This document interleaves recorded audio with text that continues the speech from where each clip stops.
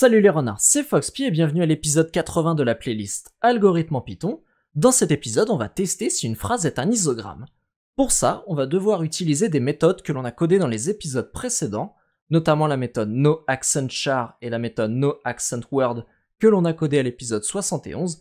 Ces méthodes permettent d'enlever tous les accents dans une phrase, autrement dit, toutes les lettres qui sont accentuées vont devenir des lettres classiques sans accent. On va avoir besoin de la méthode retirer ponctuation, que l'on a codée à l'épisode 73, et comme elle le dit, elle permet de retirer toutes les ponctuations d'une chaîne de caractères. On va également avoir besoin de la méthode SameValueSet que l'on a codée à l'épisode 78. Cette méthode permet de tester si toutes les valeurs d'un dictionnaire sont égales, et ça va être très important, puisqu'un isogramme, c'est tout simplement une phrase ou un mot où chaque lettre apparaît le même nombre de fois. Si je vous donne le mot dodo, dans dodo le D apparaît 2 fois, le O apparaît 2 fois, dodo est donc un isogramme.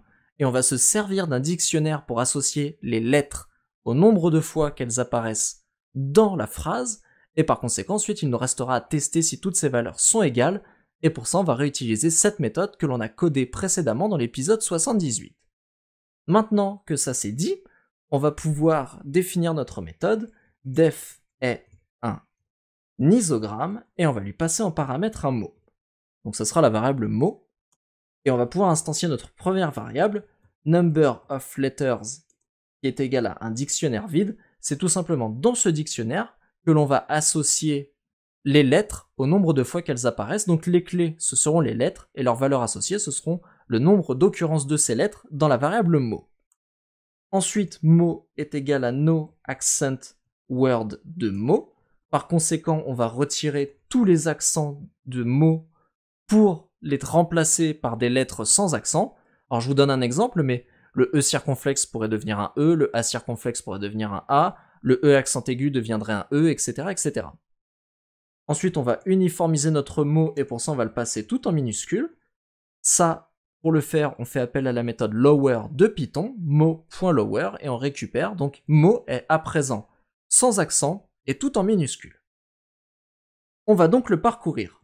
For letter in word, mot, pardon. Décidément, avec le franglais, du coup, ça me perd. Et enfin, on va mettre notre première structure conditionnelle, if letter in number of letters .keys. Donc, si letter est dans les clés de number of letters, donc si on a déjà rencontré cette lettre, alors tout simplement, number of letters de letter plus égale 1. Je termine cette condition et je vous explique comment ça fonctionne. Le sinon, number of letters de letter est égal à 1. Alors je vous explique. Cette écriture ici, elle permet d'ajouter un élément à un dictionnaire. Je vais vous montrer. Je crée un dictionnaire ici que j'appelle dico, et il sera égal pour le moment à A qui est associé à 1. Ok, super. Alors si je l'affiche, vous voyez A associé à 1. Si je fais dico de B qui est égal à 2, alors ça va ajouter au dictionnaire la clé B associée à la valeur 2, et donc maintenant mon dictionnaire c'est A associé à 1 et B associé à 2. Ce que je fais ici, c'est je teste si j'ai déjà rencontré cette lettre ou non. Donc si cette lettre elle est déjà dans le dictionnaire, c'est que je l'ai déjà rencontrée, donc j'incrémente la valeur de 1 pour dire qu'elle est apparue une fois de plus. Si je ne l'ai jamais rencontrée, ça veut dire qu'elle n'est pas dans le dictionnaire, et donc je l'ajoute au dictionnaire.